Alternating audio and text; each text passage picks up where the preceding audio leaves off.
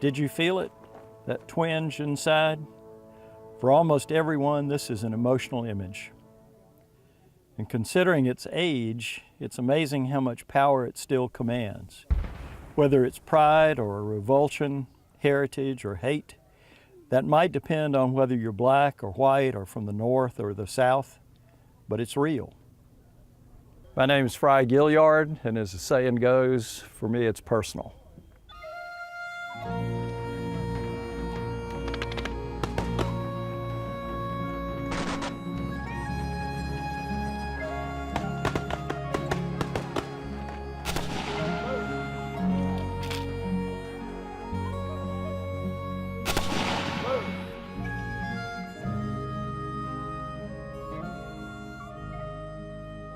At least 6 of my forebears fought for that flag, and my family owned hundreds of slaves.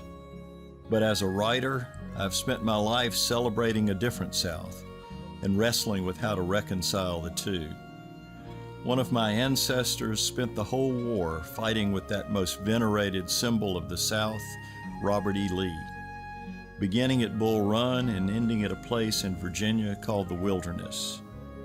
I had written about the South for almost 50 years, but it was not until I retraced his story that I was able to navigate my way into and through the tangled web of my own conscience and my own heritage. This is the story of that journey.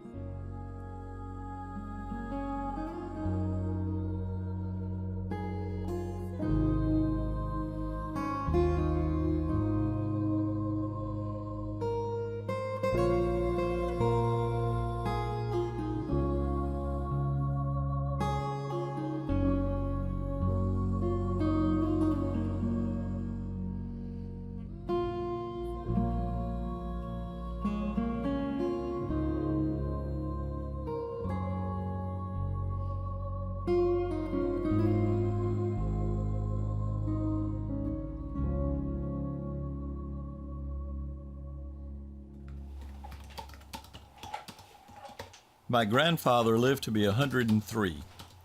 He was 9 when the Civil War ended, and in 1956, when he was 100 and I was 9, he told me a story about the last days of it. It was April 1865, and the Southern Army and the Southern landscape lay in ruins. In Monroe County, Alabama, where my grandfather's branch of the Gilliards lived, word quickly spread that the Yankee soldiers were on their way. Soon the clatter of hoofbeats sounded on the road, but it was not the Union Army after all. It was instead a ragtag band of Confederates heading south and running for their lives, doing their best to get away from the fighting. "Where are you going, running away from the Yankees?" shouted Susan Fry Gilliard, my great-grandmother, as the Confederates galloped past her gate. "For heaven's sake, go back and fight." I just was very concerned that my grandfather, who ought to know because he was there, had sort of punctured my understanding of what the South was all about, what the Confederacy was all about. Fry Gilliard is one of the most accomplished journalists the state of Alabama has ever produced. One of the most credible writers in the South, or anywhere for that matter. There are a couple unifying themes. One is the quest for social justice. There is no doubt about it. It runs through all of those works, regardless of the subject at hand. The other is also a focus on common, everyday people doing extraordinary things. I think Fry is just as important as Faulkner and Hurston because he's trying to provide insight with depth and with texture,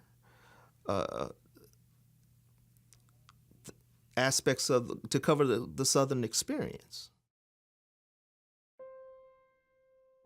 It was part of my Southern upbringing, as it was for so many in my generation, that the gallantry of the Confederate Army had never been tarnished by its defeat.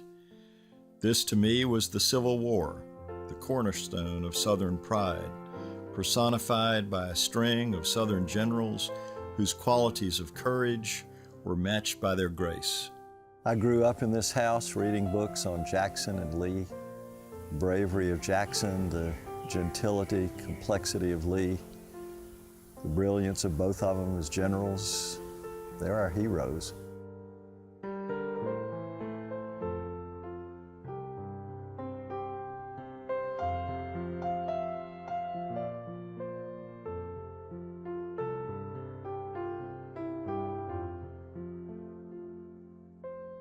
I remember gallops on the family farm on a horse my uncle had named Jeb Stewart. Jeb the horse was high-stepping and fancy, with some of the style I knew had once belonged to his Civil War namesake, and I reveled in those moments on the farm when Jeb the horse and I would canter through the pastures, playing our private Civil War games.